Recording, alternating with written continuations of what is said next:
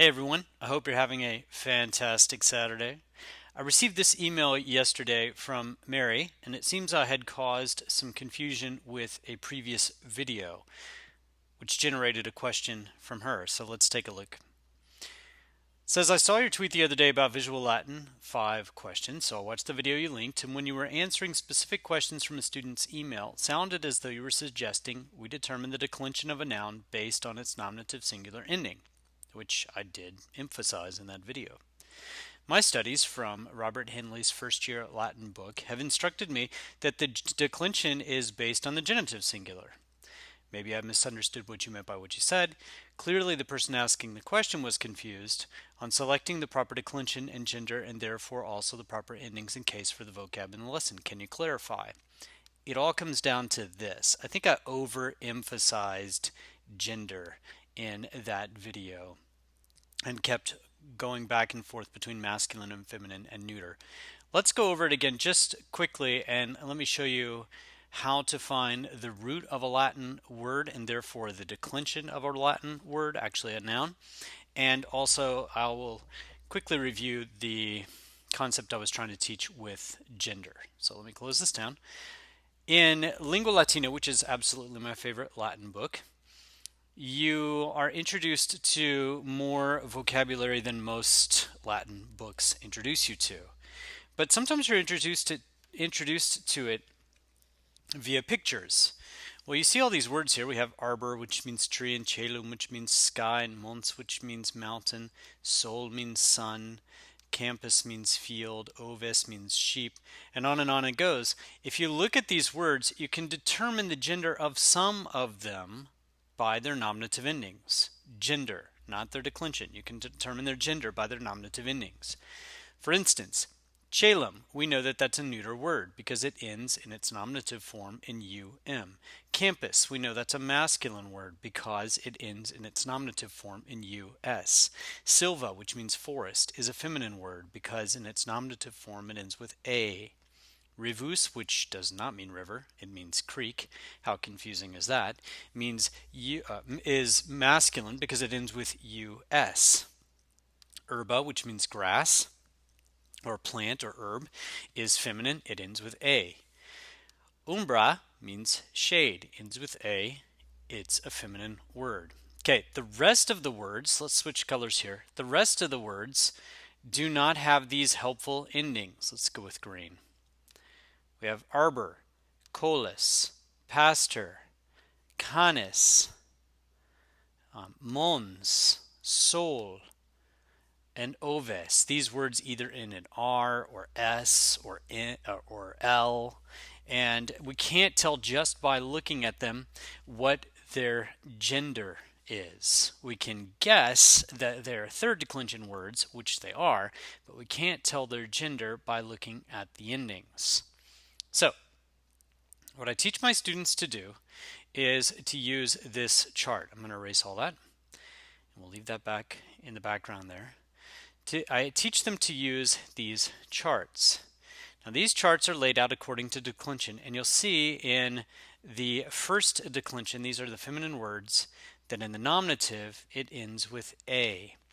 In the second declension, masculine, the words end with us. So this first word, is via, which means road or the way. It's also the name of the book that I wrote on studying Latin, which you can find at my website. And then there's equus, which means horse, ends with a us. It's a masculine word. And then there's donum, which means gift, and it ends with a and it is a neuter word, and it's in the second declension neuter. And then there are some words like ager that are masculine and second declension, but they don't end with us. They end with r or er. Ager, puer, vir, words like that. Then we have the confusing group of nouns called the third declension nouns. Now, these third declension nouns have various endings. For instance, rex. You can't tell by looking at rex whether it is masculine, feminine, or neuter. There is no giveaway ending. If it ended with we would know that it was a neuter word. Same with os, which means mouth. There's no giveaway ending to let us know what the gender of the word is. So what we have to do to determine the gender is either trust the dictionaries. Let me give you an example of what I mean. So I go to my favorite online dictionary, which is Whitaker's Words, type in Rex, and we end up with this word here, Rex. Now, this is a bit confusing, but take a look at this. We have Rex in the nominative, right there. It's telling us that it's a noun. It's in the nominative case. It's third declension. This is in the nominative case. It's singular and it's masculine. If we look down here, we see Rex, the nominative form, and then Regis, the genitive form.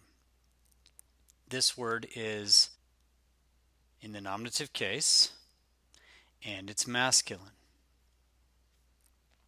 Okay, so we now know that Rex in our picture here is a masculine word. We know that Rex is a masculine word. Where's Rex? Oh, Rex isn't on here. So we could take pastor. We know that pastor's a nominative or is a masculine word. Now, there are other ways to determine the gender too, and I'm going to get back to, in just a moment, I'm going to get back to the original question. What does this have to do with the genitive? There's another quick way to determine the gender. So let's go down here, and we see this sentence here. A hill is a small mountain. You can use Latin to interpret Latin. So we can't tell by looking at mons. We can't tell by looking at that word if it's masculine, feminine, or neuter. My students get confused all the time. They'll call it a parvum mons, a parva mons, or a parvus mons. We can rely on Latin, though, to give us the gender of a word. Since this adjective, which is describing mountain, is masculine, we know that mons is masculine. Here's another example. In silva multe arbores sunt. So we have in silva, which is a prepositional phrase, in the forest. There are, that's the verb. There are what? There are arbores. There are trees in the forest. How many trees? There are multe arbores. Notice that multe is feminine and plural. This word is also plural. And because this adjective is feminine, it tells us that arbores is also feminine. So we now know, if we scroll back to our picture at the beginning of the page, or at the beginning of the chapter, we now know that arbor is a feminine word and mons is a masculine word. The other quick and easy way to determine whether or not it's masculine, feminine, or neuter is to use my second favorite online dictionary, which is the Latin dictionary. So we could type in mons, not mona, sorry. We could type in mons, and we will get the declension of the word mountain. And this one, this dictionary will just straight up tell you it is masculine and it is third declension. So the question that Mary had for me was, I thought declension was determined not by the nominative but by the genitive. She's right. You can tell what declension a noun is in by looking at the genitive. Here we have via, and if a word ends with ae in the genitive, it is a first declension feminine word. Here we have equus, which means horse. If it ends with I in the genitive, it is a second declension word. Now, it is either second declension masculine or second declension neuter, and you cannot tell them apart by just looking at the genitive. So you have to rely on the nominative and the genitive in this case. We know this is a second declension word because it ends with I in the genitive case. If it's third declension, it will end with is in the genitive case. All of these words end with is. If it's fourth declension, it will end with us in the genitive case. Notice that both fourth declension regular and fourth declension neuter end in us in the genitive case, and if it is fifth declension, it will end with ei in the genitive case. Another thing useful about the genitive case is that you can drop the genitive ending, and when you drop the genitive ending from all of these words, you find the root word. So, the root word for road or street is VI. Not street, I shouldn't say road or way. Then all the other endings are added to VI. The root word for horse is eku, and then all the endings are added to EQU. The root word for gift is DON, don. I said all the root words. All the endings are added to EQU. Here, all the endings are added to DON. The root word for field, ager, is agr. All the endings are added to AGR. The root word, this becomes particularly helpful in third declension. The root word for rex, which means king, is regis, or reg, R-E-G. We drop the IS from regis and we're left with REG, and then all the endings are added to this root word, which does not look identical to the nominative form. So, the genitive is useful for helping us determine the gender, although the nominative is often more helpful for helping us determine the gender of a word.